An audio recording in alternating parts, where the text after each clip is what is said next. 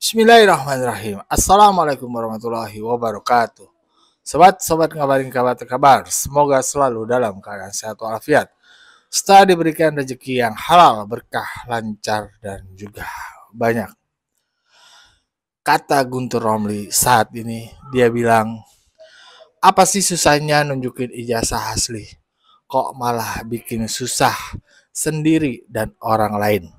Bikin susah UGM, kampus, rektorat, dekanat, mahasiswa, pengamanan orang-orang di Solo, Jogja, bikin pengacara, pengarahan orang-orang ke rumah ke kediamannya. Kalau kata gua, apa sih susahnya juga jika kalau kita minta ijazah aslinya Pak Karno diperlihatkan, bisa nggak? Ijazah aslinya Pak Harto diperlihatkan, bisa nggak? Ijazah asli Ibu Megawati, bisa nggak? Ijazah asli Pak Habibie, bisa nggak? Ijazah asli Kiai Gus Dur, bisa nggak? Ijazah asli Pak SBY, bisa nggak? Bisa nggak mantan-mantan presiden kita memperlihatkan ijazah aslinya? Bisa kagak ya? Nah itu, ya kan artinya gini loh, yang nggak gampang. Beliau-beliau ini kan orang nomor satu ya Republik, orang penting lah yang kita anggap dan kita juga hormati ya. Bahkan kita menyerahkan semuanya kepada penyelenggara negara keaslian dokumen-dokumen tersebut. Enggak asal jeplak aja, ya kita yakin aja ya kan. Kayak seperti itu. Tapi ya begitulah orang kalau udah berbeda pandangan atau membela segolongannya atau lain-lainnya bisa berubah lah hatinya.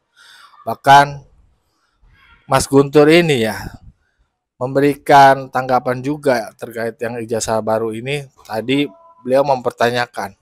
Sekarang beliau ini mengatakan bahwasannya Jokowi mesti meniru kenegarawan Obama.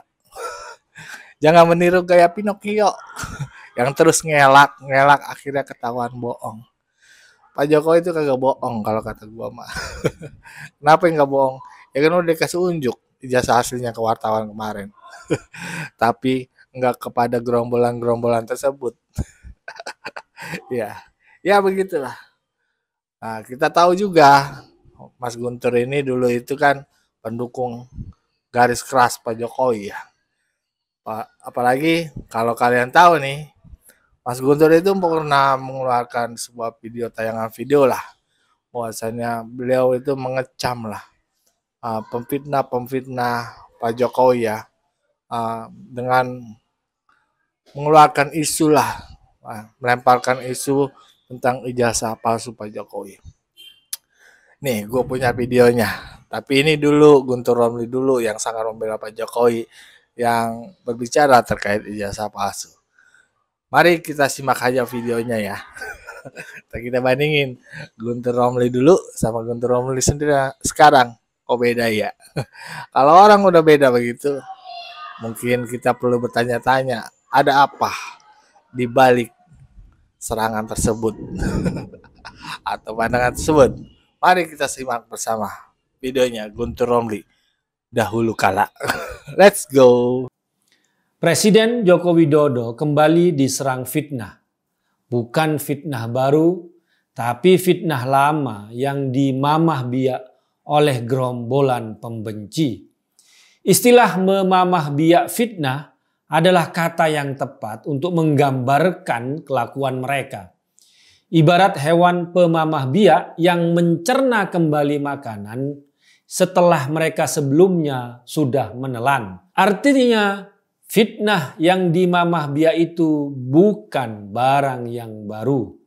Fitnah itu jelas tak masuk akal sehat sama sekali. Terkait fitnah ijazah palsu Presiden Jokowi.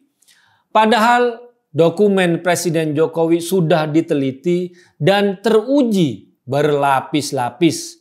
Mulai dari pemilihan wali kota 2 kali, pemilihan gubernur di Jakarta 1 kali, dan pemilihan presiden 2 kali. Hanya orang yang kelewat bodoh yang mempertanyakannya. Makanya Gibran, putra Pak Jokowi, memberikan komentar saat ditanya soal fitnah ini. Ya dibantah 100 kali juga percuma kalau ngomong sama orang yang gak waras, kata Gibran. Artinya yang dihadapi memang orang gak waras, yang sudah tidak punya akal sehat, tidak punya nurani yang bersih. Padahal tahun 2024 Jokowi sudah tidak mungkin maju lagi. Tapi kenapa fitnah tak pernah berhenti dan makin menjadi-jadi? Kalau saya lihat ada 2 sebab dari fitnah ini. Pertama, gerombolan yang memfitnah Presiden Jokowi adalah kelompok yang punya dendam kesumat. Karena Presiden Jokowi dianggap musuh yang memberhangus mereka. Kedua, Presiden Jokowi tetap dianggap ancaman bagi masa depan mereka meski Jokowi tidak lagi bisa maju pada 2024, tapi peran Jokowi dalam menentukan penggantinya akan sangat ampuh. Karena itu Jokowi harus tetap diserang, difitnah, dan dibunuh karakternya. Dari golongan yang pertama tadi, mereka yang punya dendam kesumat pada Jokowi ada nama Ahmad Khozinuddin yang kini menjadi pengacara penggugat alias pelancar fitnah ijazah palsu. Khozinuddin adalah tokoh Hizbut Tahrir HTI yang dibubarkan oleh Presiden Jokowi pada tahun 2017. HTI memang punya dendam kesumat pada Jokowi karena menggagalkan upaya mereka yang mau menjadikan Indonesia sebagai negara khilafah. Sebagai tokoh HTI, Khozinuddin tidak percaya pada Pancasila, UUD 1945, ataupun KUHP yang mereka sebut sebagai hukum tauhid. Kalaupun saat ini dia berlagak jadi pengacara dan beracara dengan KUHP, itu ibarat penumpang gelap, tapi tujuannya untuk merusak dan mengadu domba rakyat Indonesia, serta tidak lagi mempercayai pemimpinnya. Ibarat teroris atau pembajak di pesawat yang menjadi penumpang gelap dalam suatu pesawat, tentu mereka beli tiket yang sama, melalui pintu dan pemeriksaan yang sama, mengikuti aturan yang sama dengan penumpang-penumpang yang lain, tapi beda tujuan. Kalau penumpang-penumpang lain tujuannya ingin selamat sampai tujuan, kalau teroris dan pembajak tujuannya ingin membajak pesawat dan tidak sampai pada tujuan. Seperti inilah modus Khozinuddin sebagai tokoh HTI yang tidak bisa diingkari jejak-jejaknya yang bertujuan ingin mendirikan negara khilafah di Indonesia.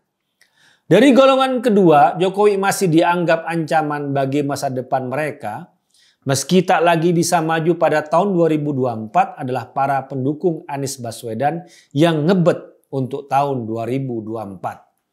Sebutlah satu akun di Twitter dengan nama @Dr.Tifa yang sangat gencar sebagai buzzer Anies Baswedan tapi juga sangat gencar memfitnah Presiden Jokowi. Tweet Tifa yang mengaku dokter itu sebenarnya konyol kalau tidak mau mengatakan tolol. Dia mengaku belajar anatomi tapi menganalisa 2 foto Presiden Jokowi yang berbeda usia. Yang satu masih muda dan berkumis, dan foto lagi usia saat ini dan tidak berkumis juga beda pose. Yang satunya agak tersenyum, satunya tidak. Kemudian dengan mengaku sebagai dokter dan belajar anatomi, tapi yang dijadikan bukti hanya foto, Tifa membuat kesimpulan dungu. 2 foto itu orang yang berbeda. Tifa ini mengamati anatomi atau fotografi. Kok mengambil kesimpulan mengatasnamakan anatomi tapi hanya dari 2 foto saja. Setelah disebarkan fotokopi ijazah UGM milik Presiden Jokowi, Tifa masih membuat fitnah dengan menunjukkan ijazah dia sendiri di UGM yang nama dia di ijazah dengan tulisan tangan yang katanya tulisan tangan yang indah, tapi di ijazah Pak Jokowi ditulis yang katanya sembarangan. hanya berpatokan pada jenis tulisan di ijazahnya sendiri, kemudian Tifa membuat kesimpulan dungu bahwa ijazah Jokowi bisa dipertanyakan. Bisa jadi Tifa dan gerombolannya ini merasa Jokowi tetap menjadi ancaman bagi Anies Baswedan yang mereka gadang-gadang untuk 2024. Karena itu mereka akan terus memfitnah dan menyerang Jokowi. Atau Tifa dan gerombolannya punya dendam kesumat pada Jokowi soal pilihan presiden. Ya, pilihan mereka selalu dikalahkan oleh Pak Jokowi 2 kali. Baik pada Pilpres tahun 2014 dan tahun 2019.